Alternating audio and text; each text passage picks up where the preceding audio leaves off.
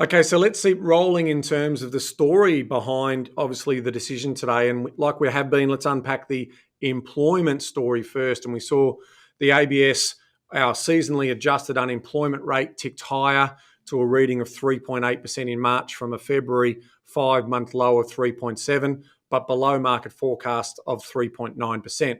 The number of unemployed individuals increased by 20,600 to a reading of 569,900, whilst those seeking full-time jobs rising by 19,300 to a reading of 371,300, and those looking for part-time works added 1,300 to a reading of 198,600.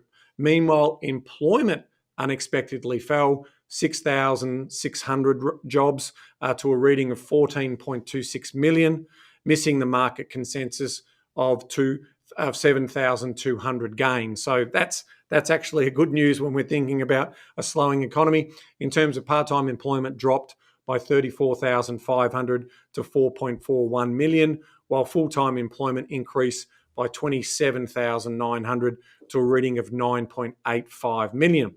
Now, the other big data points that we're going to talk to before I hand it over to you, we saw the participation rate of 66.6. That's down slightly from 66.7 in February. The underemployment rate came in at 6.5%, 2.3 points lower than the level in March of 2020. Additionally, monthly hours in all jobs rose 17 million or 0.9% to 1.956 million. So there's a little bit of a productivity improvement story in the end of that data. So let's talk to the employment story, Evan, and unpack what you're seeing. Yeah. So what I want to highlight again, we need to understand the employment story is a good story. It's a really positive thing. So this chart here that I've got on screen, if you listen to this on the podcast, is the participation rate versus the employment to population ratio. And I want to show the reason I've got this is that the participation rate is at a record all-time high. More and more people are engaged with the market. More and more people are employed than ever before. That is a really, really positive thing. The other thing to sort of show here is that the employment ratio is holding up quite neatly, even with the migration story that we keep hearing about. So this is a really positive thing. And part and parcel of why that is, female employment is at a record all-time high. Female participation is at a record all-time high. There is an argument that this is a good and a bad thing. I'd argue it's straight out as a good thing. But why they say that is that because there's more and more people employed, there's more money into the household. And more money into the household is allowing you to have a much better lifestyle, absolutely. But it does also put more pressure into the system because there's more supply of money. So this is the conundrum that everything's going on right now. And it's further to that as well, is that if you have a look at this chart actually shows, again, it's from the RBA. Ben's right. In the last month, we saw productivity tick up, but this chart is concerning. And the reason it's concerning, this shows the employment growth versus total hours worked versus the average hours worked. And you can see that the total hours and average hours are falling and falling quite significantly. There's two ways to look at this. First and foremost, we're employed. That's great. But we're not working as much and for less time than we had before, which means we're seeing more and more of the gig economy pick up. We know that. It's also a productivity thing. If we're that employed but are working less or working hours that are not as productive, we're starting to see a problem where, okay, yeah, we've got employment, but the productiveness of it is lower. And the total hours worked is getting lower. The total return that employee is putting out is getting lower.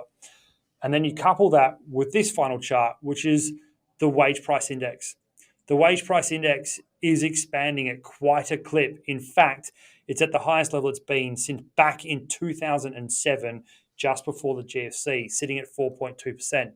Now, it means, thankfully, that the population is actually finally seeing their wages above inflation. So you're not standing still. This isn't classified as a wage price spiral, but the speed at which it's moving is also a slight concern. Because if you go back to the idea, if we're working less hours but our wages are going up, there's a productivity story to that as well, is that we're actually paying people more for less. And that's also just part of this whole pudding, chocolate, whatever analogy you want to use, that we have this lots of disconnects with what's going on. So the employment market, from my point of view, it's great to see, but there are parts of it that, as nice as it is socially to say we're getting a better return on our pay packet, there is a concern from the economics of it. And that's what the RBA is showing in these charts, that it's just seeing signs that make it a little bit concerned that we're being paid for less work, we're becoming less productive, and the pressure that also puts is part and parcel of the problem we're currently facing. Yeah, and I think, Evan, what it also shows is, when we talk about inflation psychology and then we talk about wage spiral, in terms of wage price spiral, what if we accept the prices that businesses are offering us, then we turn around and we say to our employees, we want more money. Correct. And then that is when we do get into that wage price spiral. And so that's why the governor and the board will be very careful in terms of looking at these particular things, because if we're not getting that productivity hit, then ultimately those businesses are going to have to pass on those costs in the prices that we pay at the checkout.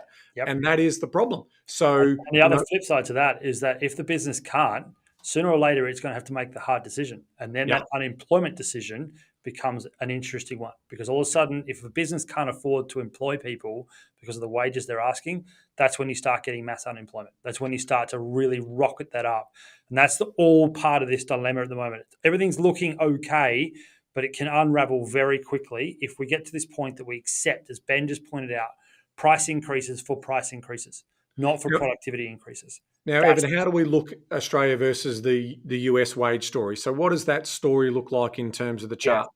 And so that's what the last chart to show you is that we are now joint with the US. So the US had a massive acceleration. And again, they're about 6 months ahead. And at one point, their wages were growing above 5.75%. They're now falling, and they're now sitting at 4.26. We're at 4.21. But we're still going up. They're coming down. And that's what this final thing to be aware of is that there is a real possibility that wages have peaked. The increases in wages probably peaked in the final quarter of last calendar year.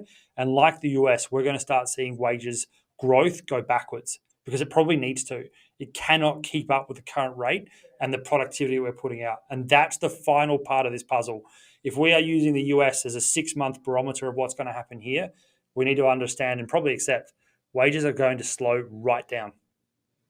Well, I think they either have to or productivity needs to lift. Something's got to give on either side of that equation, because you're right. We can't. It's unsustainable at the way in which that economic, metrics are moving. Something's got to give.